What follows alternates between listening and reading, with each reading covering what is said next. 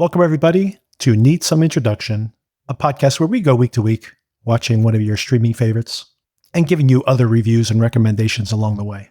In today's episode, we will be breaking down the 10th episode of this second season of The Pitt and also discussing briefly the season finale of Drops of God. A couple of quick calls to action. If you'd like to support the podcast, I'm just going to ask for one activity per week. So this week's activity, everybody, only about 10% of you, by the way, only about 10% of you that listen to the podcast have actually rated us on one of those podcatchers of choice, whichever you prefer. So if you'd like to rate us, if you've been thinking about it and you never have, please do drop us a rating on Apple Podcasts or Spotify or any other podcast you happen to be listening to us on.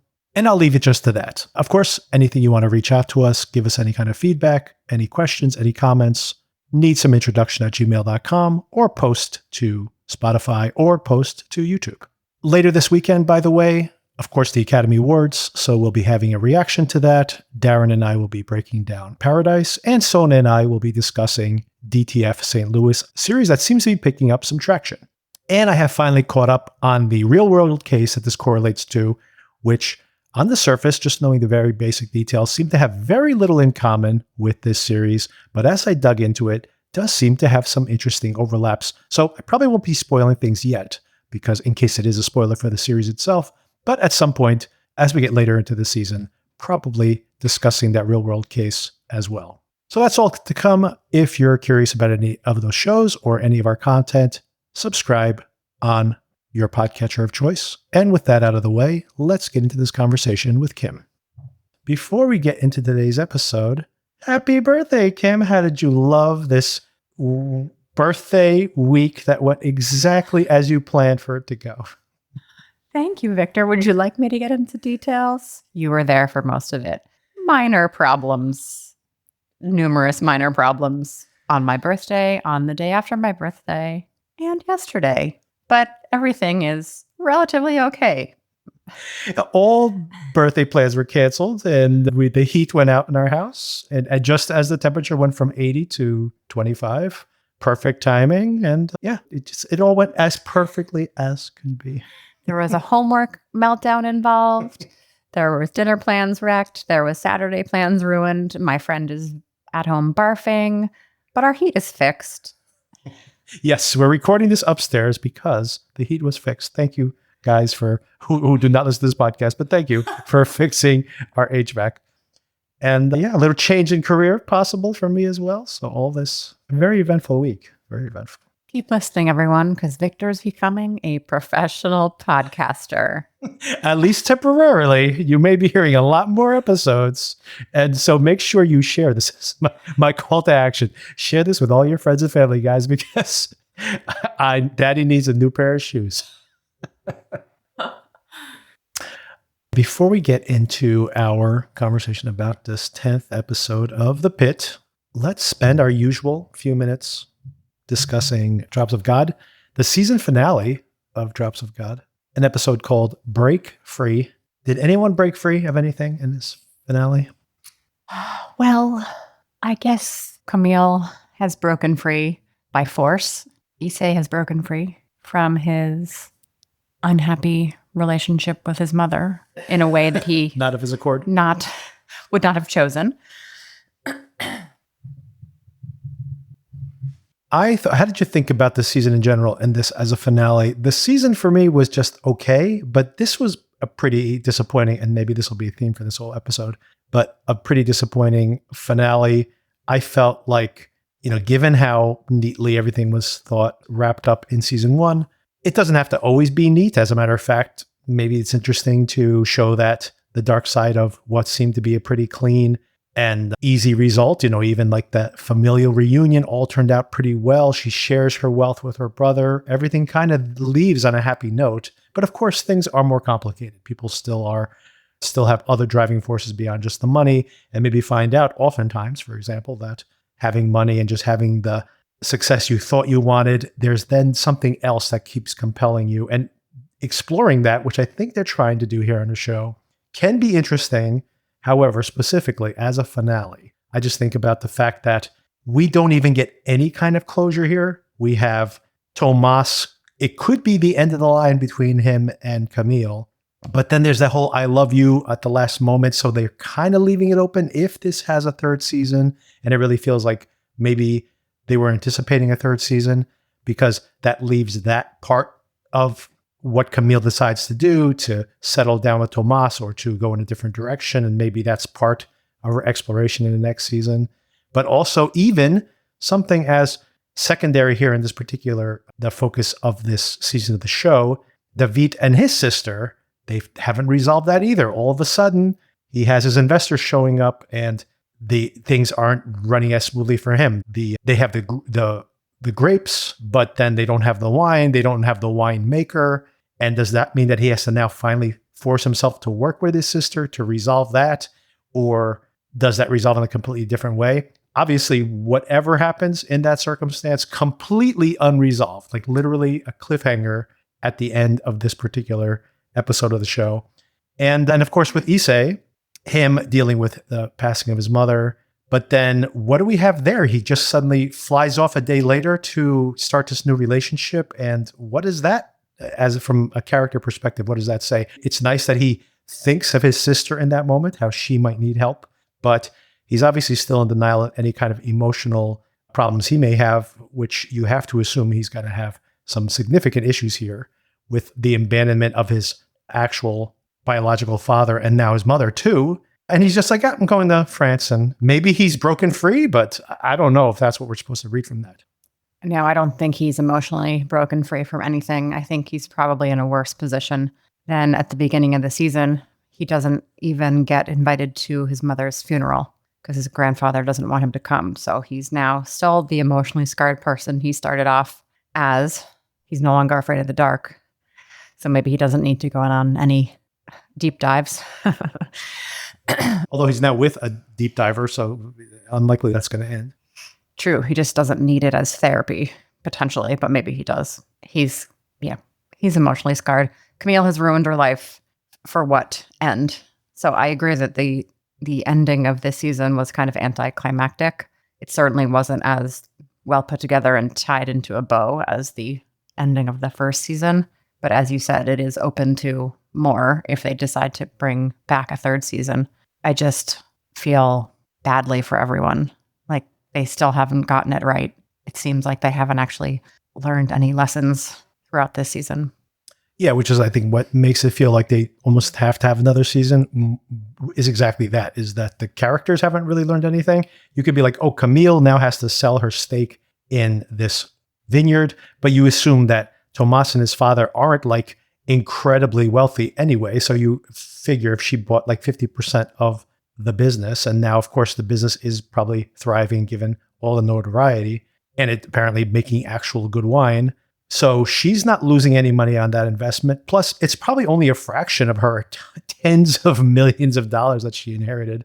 So you feel like she can restart something if she wants to. Of course, the important point here is that she's hurt everybody else. She actually, and maybe that is something that they could have honed in on more, leaves this unscathed and actually has opportunity to do other things with her life. She can retire if she wants to. She can write another book. She can start another vineyard. She can start an organization for having better, farming agricultural techniques in the wine business. There are so many things she can do with her fame and her celebrity and her wealth.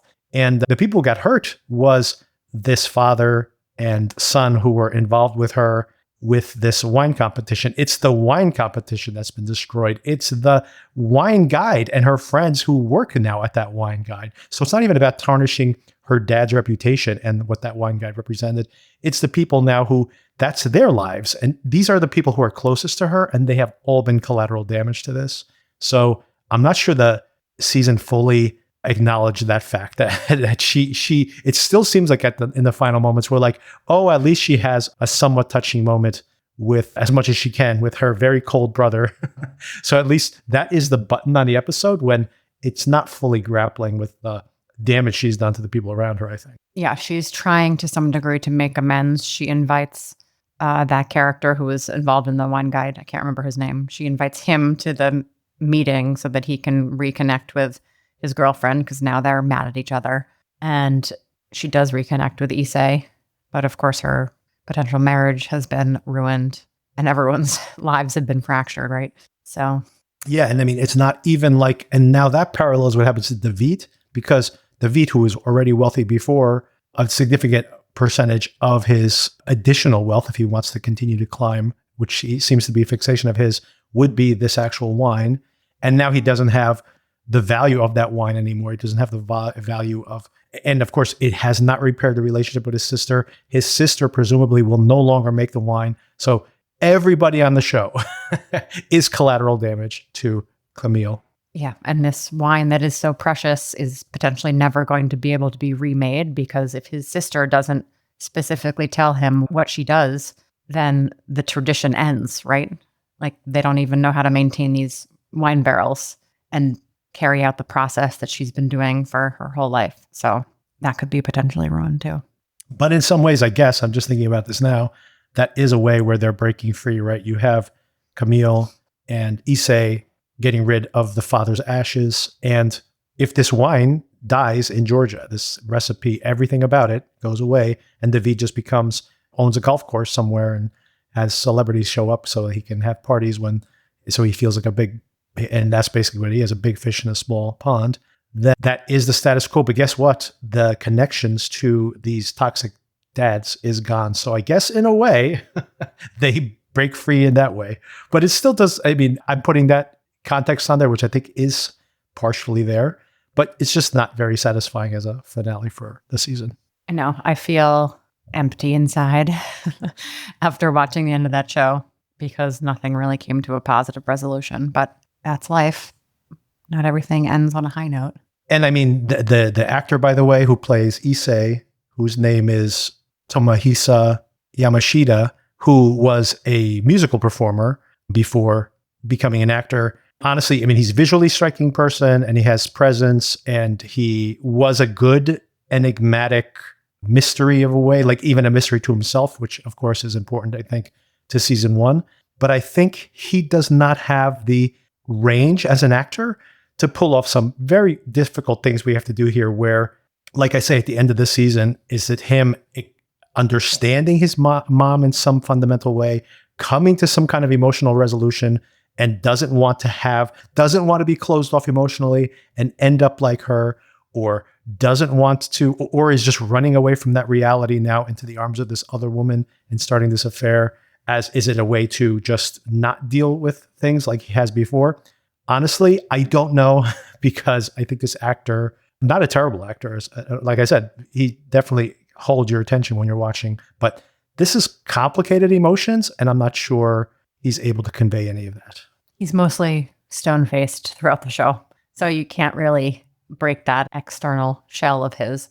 Which again is a limitation of it's a character, but I also think it's a bit of a limitation in you're putting that emotional onus onto an actor and a character as well, as written, that doesn't fully pay off. So what you're saying is he's probably not going to end up as a doctor on the Pitt. Well, it depends. Like some of these doctors on the Pitt are borderline autistic, so it's possible that he could end up on the Pitt. Okay, so let's transition over to the Pitt. Another, I have to say, a little bit disappointing. I think of all the episodes this season, this is just a machine now that can churn out really interesting character moments and cases. And, like I say, this is like a product at this point that can, like old school TV, like ER back in the day, that can just stamp out these very successful, solid episodes. However, I feel like we are so late in the season and we have another cliffhanger at the end of last week. Like, oh my God, now the water collapse on top of the cyber attack and all these other things happening, the water park collapse, I should say. And on top of all that, so we're like, oh, so this is the next big pivot point. And it seems like every couple of episodes, there's some cliffhanger that we're waiting on to see, well, what is this going to pay? How is this going to pay off? And I have to say, this really felt like when back in like episode 4 and 5, where we're like, well, they're just kind of, setting some things up and introducing us to a couple of characters, and these things will pay off later. I feel like we've been saying that multiple times, and we're already in episode 10 of this season. So I'm kind of wondering, when is the momentum going to pick up on this show? Yeah, this episode was kind of just a slow roll from the previous, where you have some more interesting cases, but the characters are still pretty much the same as they were previously. And It doesn't seem to be very dramatic despite the water slide collapse and some terrible disasters that come in. It's certainly not building up to the climax that the previous season had with the mass casualty event, which is okay, I think.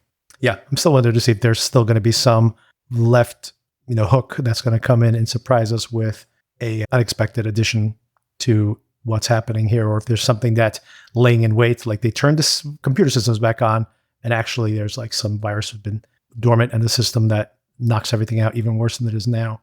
That's all speculation. Honestly, the show has been relatively low stakes. I mean, honestly, we're, again, 10 episodes in. We now have the water slide, and we're thinking, oh my God, there's going to be like 50 people rolling in, and they have like 3 or 4 injuries. It seems like people have a lot of time to just wander around and check in on their, Mel checking on her sister. And there seems to be a lot of kind of just lollygagging around. This does not seem to be the kind of insane, absolutely insane stress of end of last season. And I understand the show doesn't want to repeat itself. I just feel like there's relatively little dramatic tension here, even in the cases that are rolling over from episode to episode. Even something like the homeless man who died that everybody loved. Louis, yeah.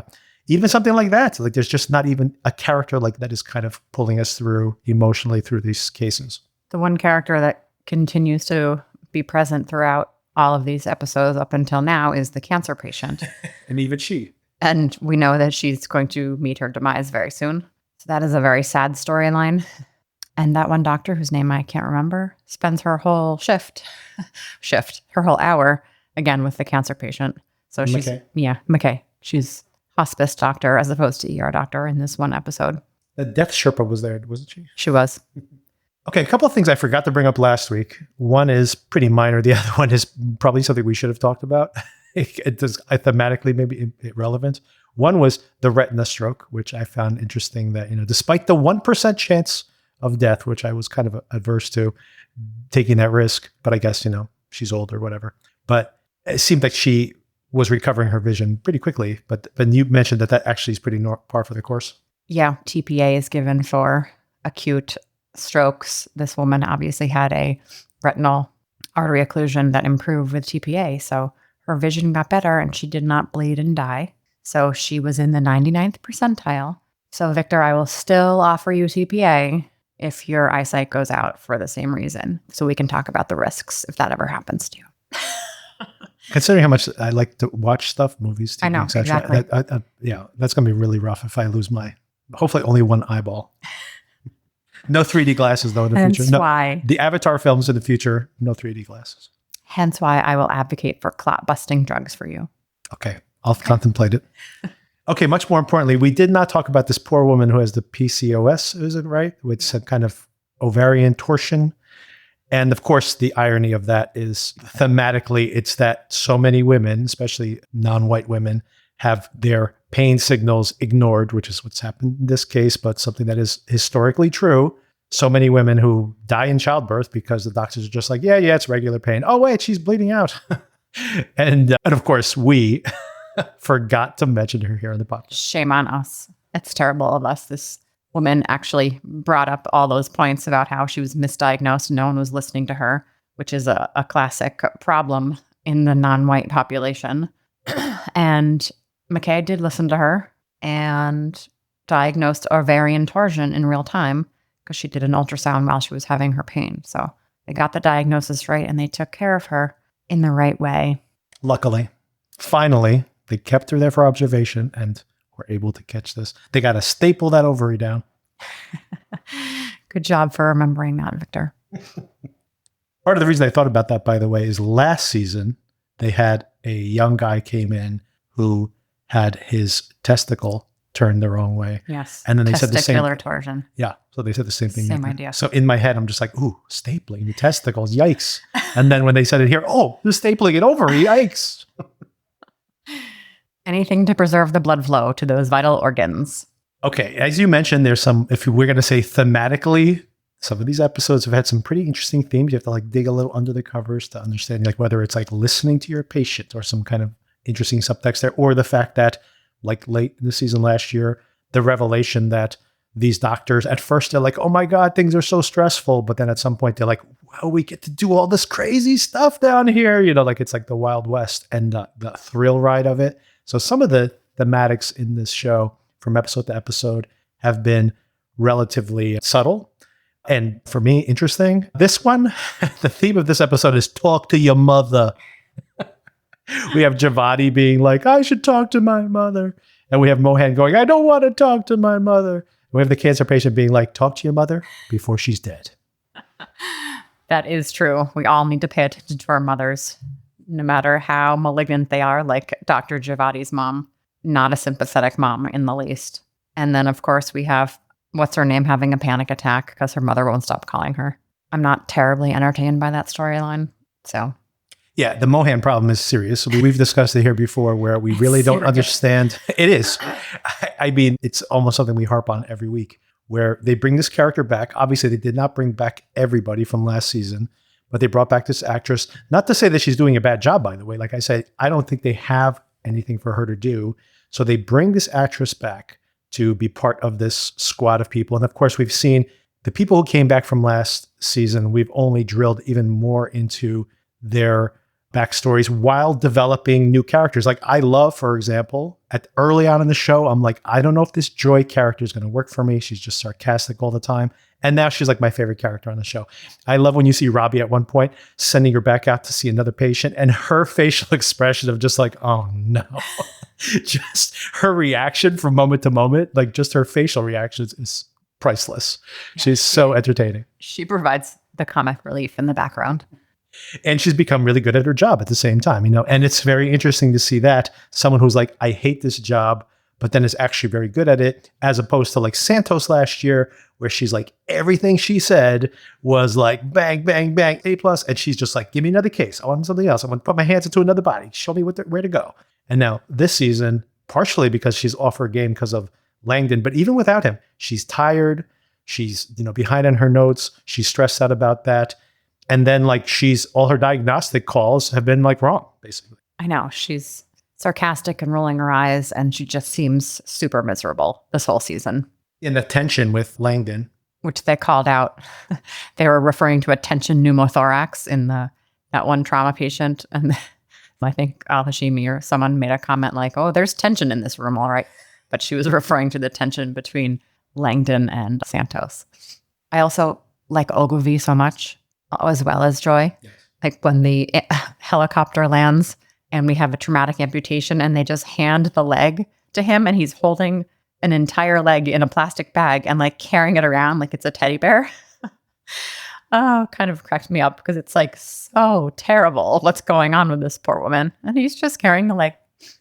Everything with the leg is hilarious because they hand it to him. Then he's like, what do I do with it? Just hold on to it. Then like, because all the doctors are doing stuff and he's just standing there with the leg in his arms. And then they're like, you have to wash it. So then he's washing it.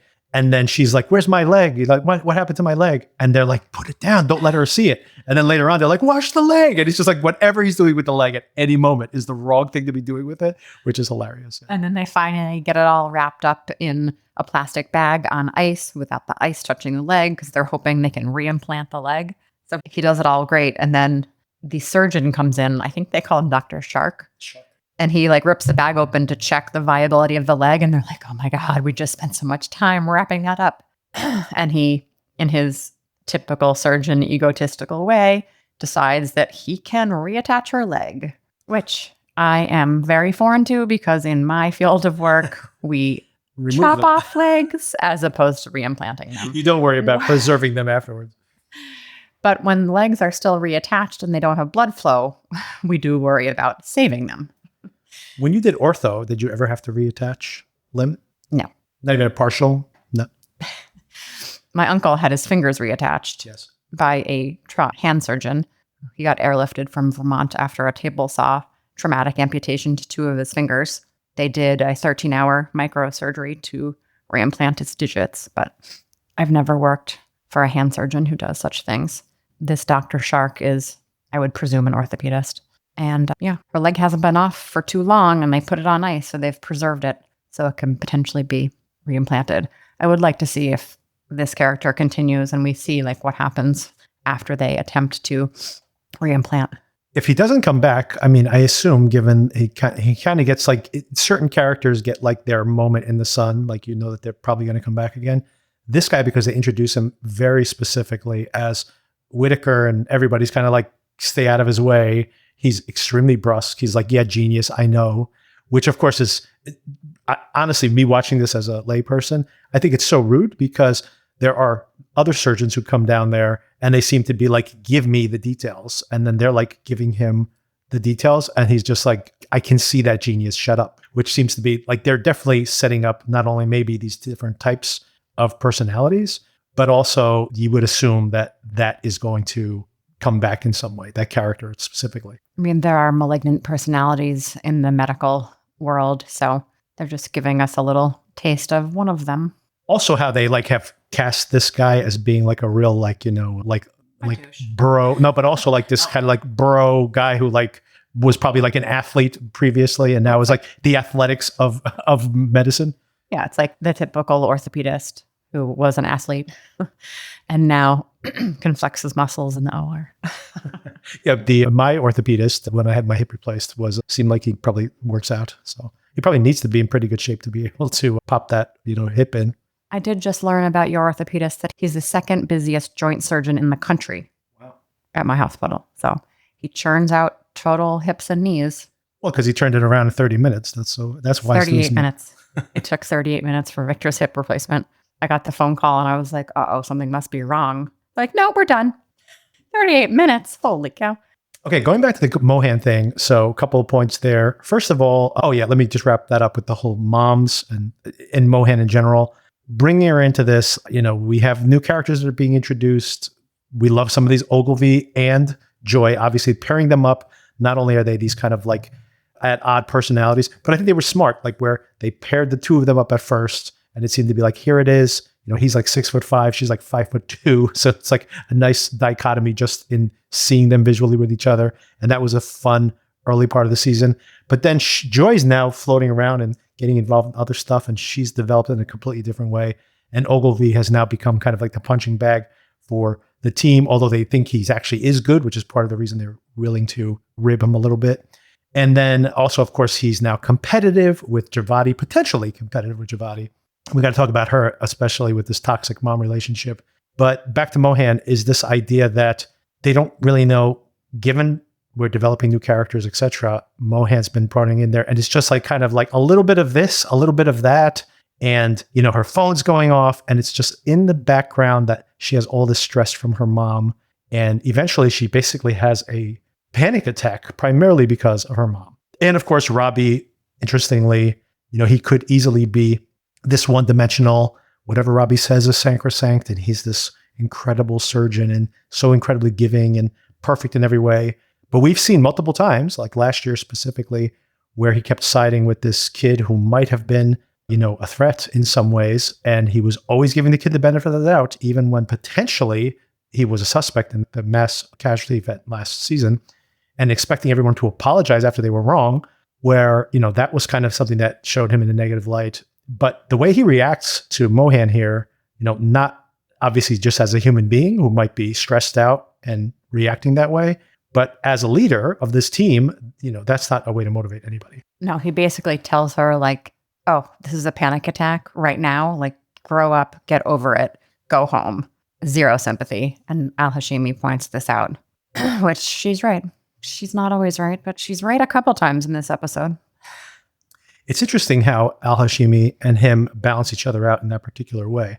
So I think that is something that is being explored as well. Like in a way and maybe that's something that whoever put, you know, her as a replacement is a way of counteracting some of what he's done. So I do think that that's interesting. Obviously he's very old school. She wants to like integrate these modern tools. Neither 100% of one thing or the other is the right answer. So there's some balance that needs to be struck. And the same thing where he is flying by the seat of his pants to talk about Mohan's mom, or something she says, and, you know, doing things that are like in the moment will save their lives and get this patient stable, and then off without thinking about like, what's the consequences of this once they get up to the surgical ward, the floor.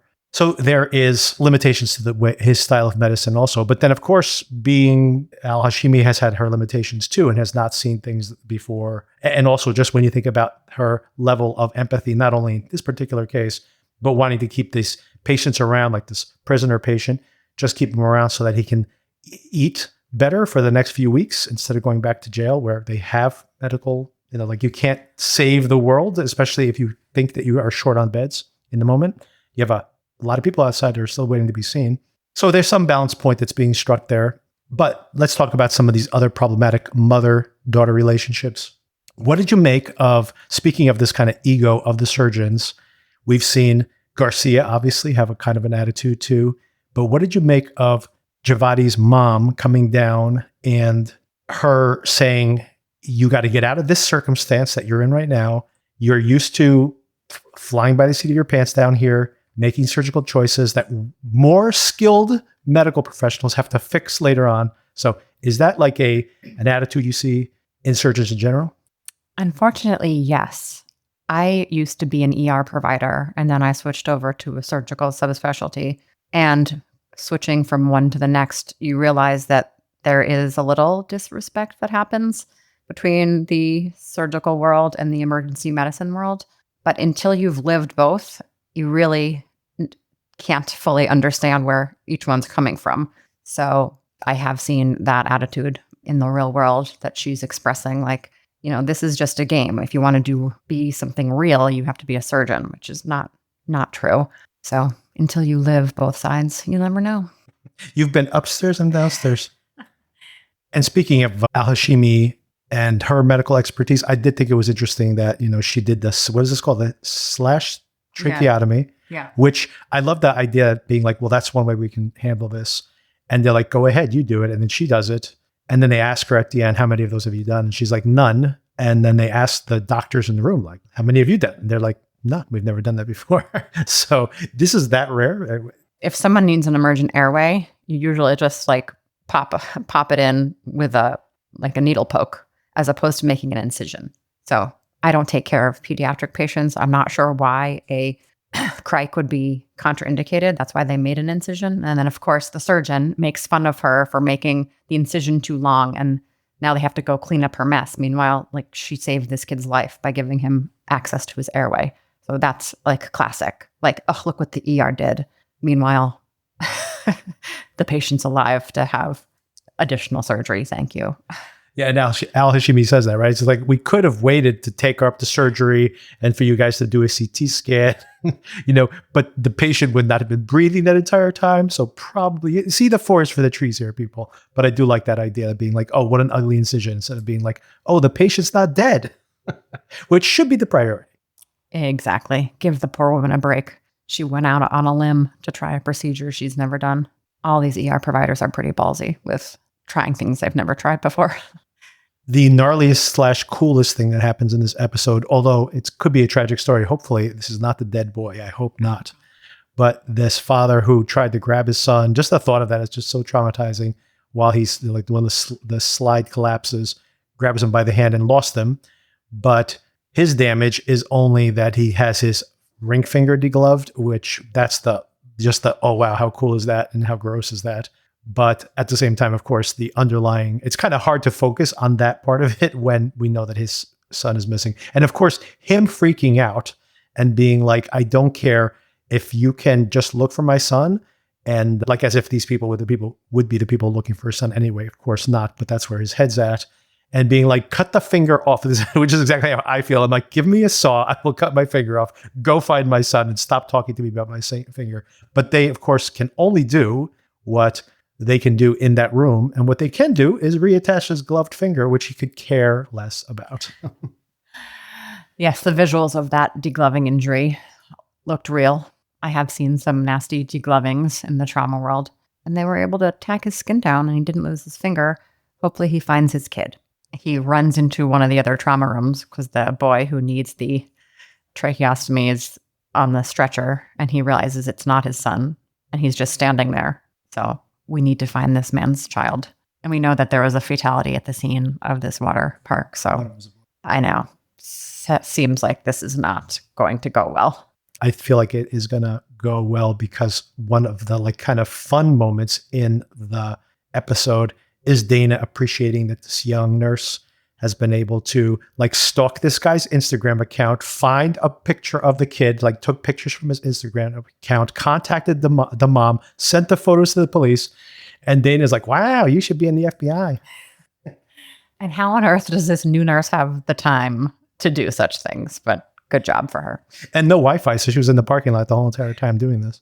But you know what? To your point, it's not that crazy busy at this particular moment there. So it's a little strange. You know, like the show seems to be like, oh my God, we have new cases coming in. And there's like that moment at the beginning of the episode where there seems to be a lot of fear of this new wave of folks rolling in. But then whatever, like a degloved finger or something, it seems to resolve pretty quickly. Even the kid who had the blocked airway, of course, that's very traumatic because of the age of the kid. But it seemed to be like once they put the tube in, they're sending him up to surgery. It's like, that's it. Another patient out the door. Yeah. Okay, when Mohan has this panic attack, I forgot to circle back to that. So she has this panic attack. All of that is, again, Joy stealing every scene she's in, being like, get in the goddamn chair. But I love Mohan. But, you know, part of this is I'm just not a huge fan of what they're doing with the Mohan character, which makes me annoyed with the Mohan character. And the which makes me a little irritated with, like I said, the character herself. Oh, but then when she's like collapsing and being like, I'm okay, I'm fine. I think I might be having a heart attack, but everything's okay, which, you know, obviously two very contradictory things she's saying within moments of each other. But anyway, all of that, you can talk on that if you want to, but I'm more curious, what is your diagnostic?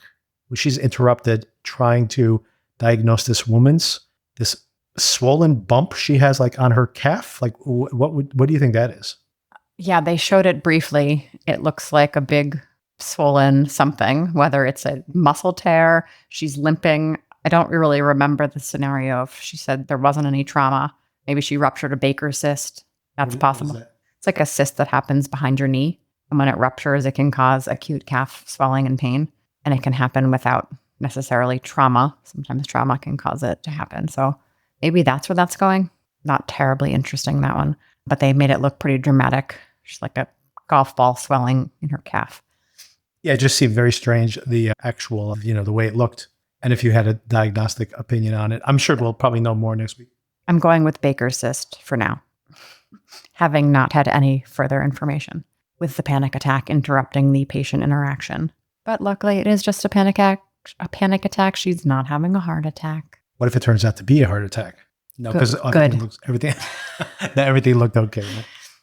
I was going to ask you something about the degloved finger, which is just something on the show itself. There's been multiple times now where you're seeing someone like with the degloved finger or the amputated leg. Now, the amputated leg, I'm assuming they have some kind of tourniquet to keep her from bleeding.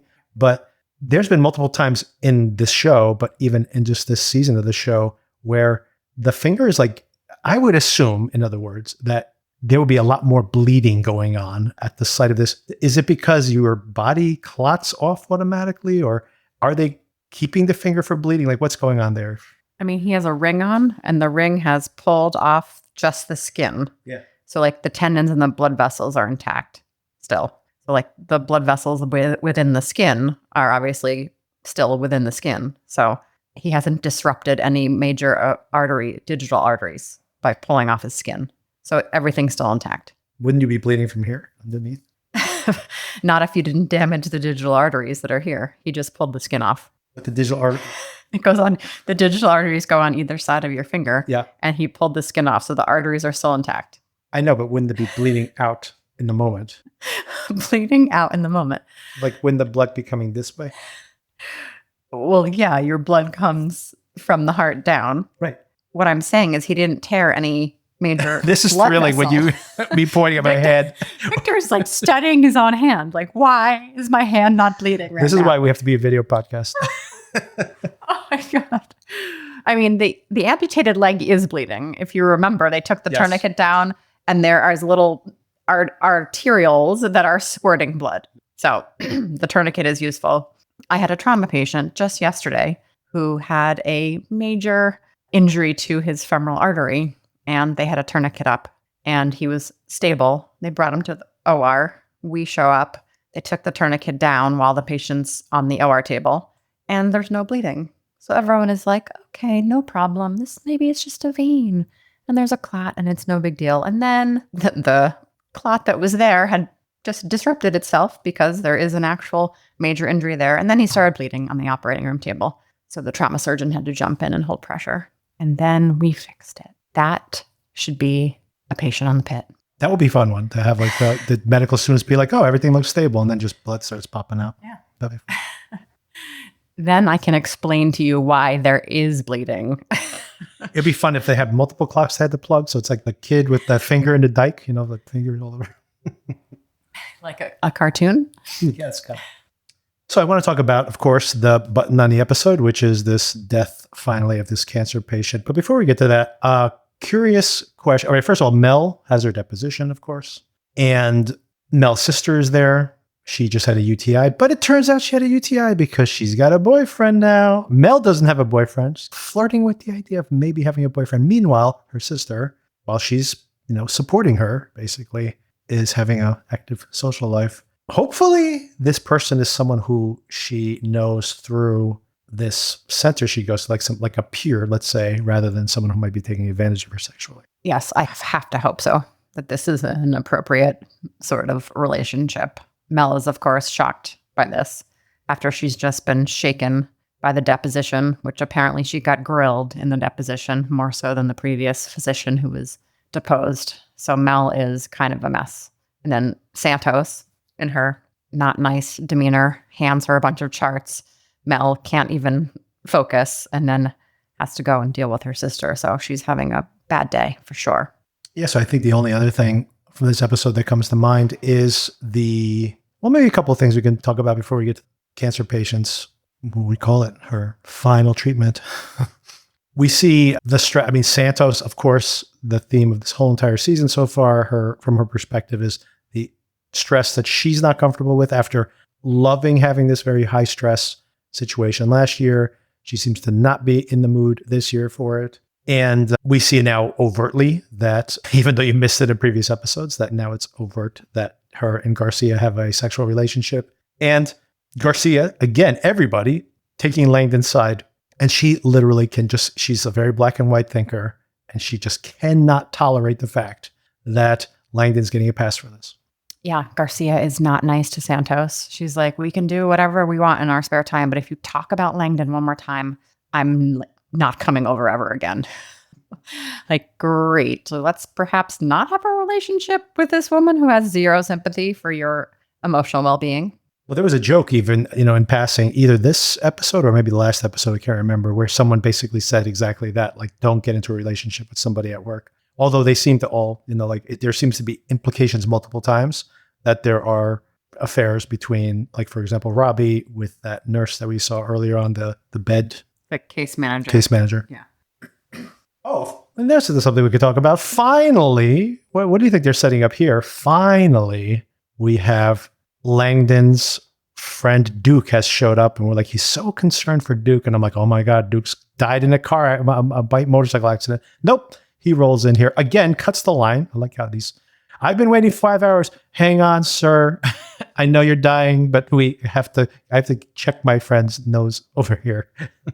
I know Robbie wants his friend to have like a primary care visit before they go on their big trip, because this guy obviously has not sought medical care and he has some hoarseness and he's afraid he's got a tumor in his larynx. So he does a quick scope in the ER to make sure that's okay. Then he gets some basic blood work. He's like doing an annual physical on his friend in the emergency room, which is a little crazy.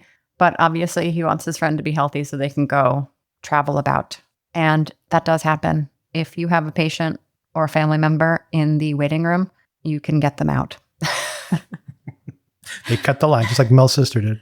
So I assume we're going to spend more time with this. This is I don't know the actor's name, but he's been on a lot of TV shows. He's one of those guys that has been a regular on some TV shows, probably back in the era of ER. That's how far back we're looking at. I think he was a regular on China Beach, actually, which is probably why your mom recognized him. But since then, I'm sure he's been in one episode of every ongoing series that's been around for the past 20 years. So you assume he's going to have more to do here, unless this is just Noah Wiley being like, hey, we came up together. Here, I'm going to give you a paycheck this week. But we'll wait and see how much of this Duke thing pays out. I mean, it's possible that they find something really bad when they're doing this additional diagnosis and then he doesn't want to accept that. And then Robbie has to think about his own mortality. But it is fun to see their dynamic for sure. Yeah, I'm sort of assuming that we're going to find something that will prevent them from going on their sabbatical together. He's going to have a lung mass or his white count is going to be sky high. So something's brewing with Duke. So as far as like the whole mother-daughter situation here, or I guess just mother and sibling or child situations here we've seen in multiple times, the Mohan thing, of course, is the least developed because we have heard nothing from the mother other than her having a panic attack, thinking about the mom, and just her dialoguing or monologuing the actual reason that she's stressed out by her mother. Again, all very, very badly laid out here. But the Javadi thing with her mom, interesting. That's something that's developing a little bit better. We see the dynamic with the dad. The dad obviously is telling her, like, go for the lifestyle. Don't worry about. And I think that is the question that's being asked there, right? Do you want to have a more robust personal life and not so committed to your career? Or, like Javadi's mom, obviously, do you want to excel at your career? And that's the priority. And so the balance of those two things, which are represented from her, through her two parents, which of course is often the case. Not only that you are pulled in these different directions by your actual parents, but pulled in these different directions because you are a combination of those two people. Yeah. And I think in the new generation of doctors being trained, there is more concern for work-life balance than there ever was when I first got out of school. Because it's like, you chose a hard profession, deal with it. And now there's much more focus on work-life balance. And these 20-somethings will bring that up in interviews. And when I was interviewing 20 years ago, I would never have asked such a question. You learn how to deal with it and make your own work-life balance. But now that's certainly more of a priority. Yeah, of course, one last mom storyline is, of course, the one that really puts the nail in the head that even if you're not getting along with your mama, give her a call, because you never know when she might end up having cancer and asking for a huge dose of morphine. I did like that brief scene between McKay and her older son where she encouraged him, like, I know you don't really want to go in there right now, but this may be your last time to do that. So I would think about your actions because it could have profound consequences for the future if you don't get a chance to say goodbye. So I almost got a tear in my eye. I did keep it in. Yeah, actually, I was talking to you at this point in season one. Again, hate to keep comparing to season one, but I think a lot of people are. There had been, for me, obviously something that pushes my buttons more, that episode where the son who had died already of this overdose was brain dead, I should say, and they finally pull the plug. And in that very same episode, we also find this girl, which I'm going to get emotional just saying this, but that girl who saved her sister from drowning. And what a difficult episode. And speak about it, an episode that made us both cry watching that. Even the second time I watched it made me cry. Not the emotional, but of course, still a very emotional scene and beautifully executed. And honestly, I think not a tear-jerking scene because this is not the intention of that scene to make it a tragedy. This is someone who's making this choice after fighting this for a very long time. So I think the show has the appropriate tone for it, even in the fact that they end on it rather than having the boys crying or something over her body afterwards. They end on just the injection of because that's how it is, right? You do that and then you leave the room and then the body does what it does. So I think that it's very intentionally making it more of a clinical point. And I think making the point that is, unfortunately, the way things end up having to be in that circumstance. But yeah, I really did like her talking to the older son, and the older son saying, basically in his mind, I like the reading between the lines there in the actual hearing the dialogue, where his response is, she didn't always look like that. So it's as if he's like, I don't want to be confronted with her in that condition because it's a memory that he doesn't want to have that memory. And McKay basically telling her, you really don't want to miss this opportunity because you may not want it in the moment, but this is your last chance to see your mom, basically. yeah, I think she gives him very good advice. And she does meet a tragic demise, but it is inevitable in this long game of end stage cancer. So they did a good job with that. Yeah, and you've never had a patient that you have? Yeah, we've had a number of patients who have various chronic medical conditions, and their vascular problems eventually lead to their demise. And we have to talk to the family and the patient about hospice care. And I've been involved in many a hospice discussion with the palliative care physician and the family and the patient. And that is the worst. It is the hardest part of my job. But when you deal with chronically sick patients, there's sometimes you have to say, like, this is enough. Like, we've done enough surgery. There is no other procedure that's going to improve the quality of your life. So now we're dealing with how do we end this in a way that is comfortable. So I have been there for that. Wow, that's rough. Yeah. Definitely not the easiest part of that job.